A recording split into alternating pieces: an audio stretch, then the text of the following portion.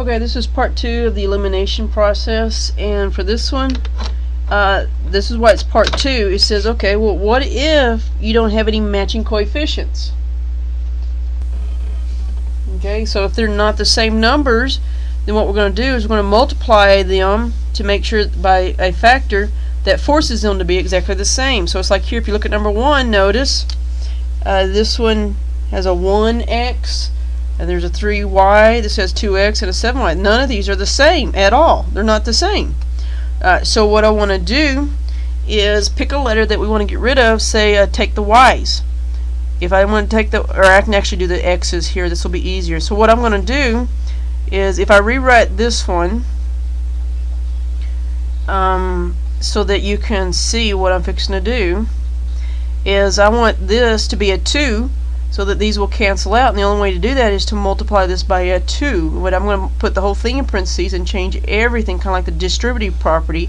I'm going to change the whole line by a factor of 2 so that this changes. Let me put a little arrow right there. This changes to 2x plus 6y is equal to 12. I multiplied 2 times each one of these terms. And I'm going to carry the second one over just exactly the way it is. And now re-look at my numbers, see that I have 2's here for my x's, but now I notice they're both positive, so the second row I'm going to change like I did yesterday. That's going to be a negative, the 7 changes to a positive, and this 1 changes to a positive, and now I'm ready to cancel out my x's. The y's go to 13, and the constants also go to 13. So if I divide by 13, I see that the y is 1. Take it, and I'm going to go back over here to the originals. I'm thinking I'm going to plug it into the first one. I see that the y is going to be a 1, so this is x plus 3 times 1 is equal to 6. So that's just x plus 3 equals 6. Subtract the 3, and I see that x is equal to 3. So my solution is 3, 0. No, I'm sorry, not 3, 0, but 3, 1. So if I look at number 2, I just got to decide which one I want to get rid of. And the y's, I notice that this has a 1, so it's always easiest to get rid of the term that has a 1 on it. So that means this second equation, I've got to get a 3 there, which means I have to multiply the entire line. Each one of those terms have to be multiplied by 3. Okay, so that if I change them, the first row is exactly the way it is, but the second row is all 3 times the size, so it changes to 6x plus 3y is equal to 15. Now if I look at the y's, they're both 3's, but they're both the same sign, so that means the second row I've got to change my sign, so that means that's negative 6, that's negative 3, and that's a negative 15. Now when I combine my y's, it goes to 0. 9 minus 6 is 3x, and 12 minus 15 is a negative 3. So if I divide by 3, I see that x is equal to a negative 1. I'm going to take it and plug it back in. I'm going to plug it into the second one. So the x is going to be a negative 1, so that's 2 times negative 1 plus y is equal to 5. And that's negative 2 plus y equals 5, so I'm going to add 2. And see that y is equal to 7. So that means the solution is negative 1 and a 7.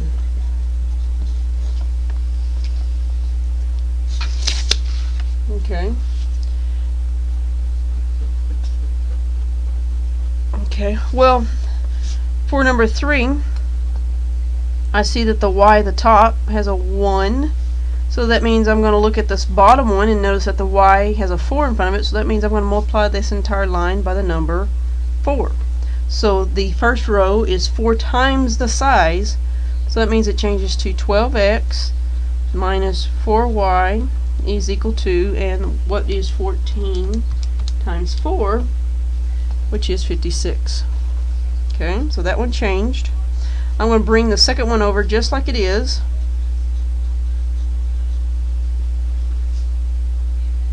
And now take a look at your y's. They're both 4's, and they're different signs, so that means when I combine them, that's going to go to 0. And 12 plus 5 is 17 x's, and 56 plus 12 is 68. I want to divide that by 17, and that gives me 4 for my x. Okay, I'm going to take it and plug it back in. This time I'm just going to plug it into the second equation this time. The x is changing to a 4, so that'll be 5 times 4. That means that's 20. I'm going to subtract the 20. Oops. Gives me 4y is equal to negative 8. If I divide by 4, that tells me y is equal to negative 2. So here's your solution for negative 2.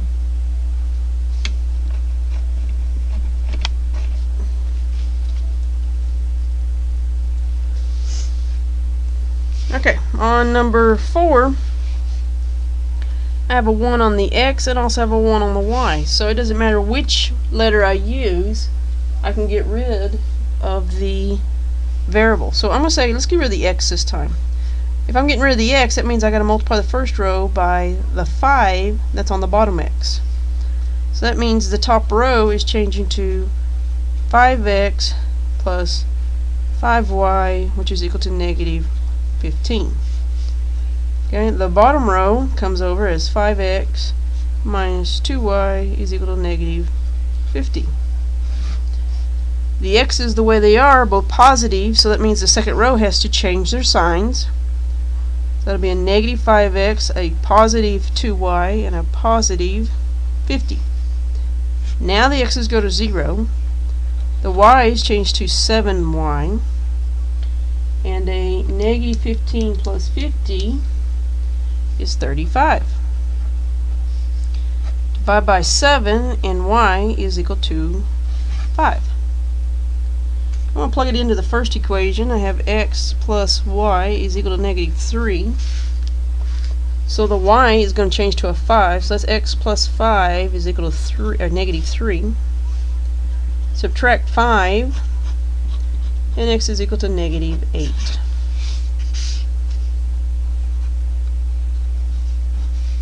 Okay, so my solution is negative 8, 5.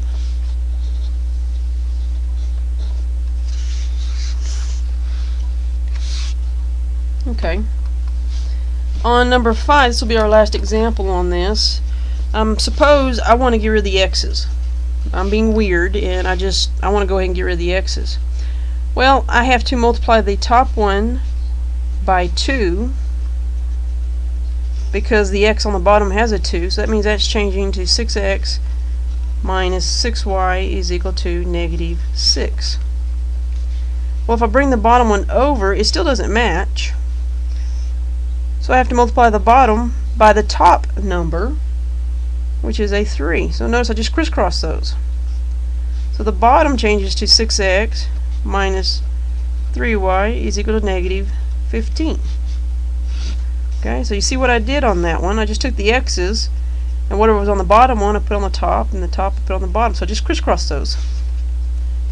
And that's if I was being difficult. Now the x's both have 6's, but I have to change my signs for them to actually cancel. So that now I have negative 3y is equal to 9. I divide by negative 3, y is equal to negative 3. So I want to plug it back in. I want to take the second one. That means I'm going to have 2x minus a negative 3 is equal to negative 5. That means that's actually plus. Minus a negative changes to a plus sign. So if I subtract 3, it gives me 2x is equal to negative 8, and I divide by 2, x is equal to negative 4. So the solution for this one is negative 4 and negative 3.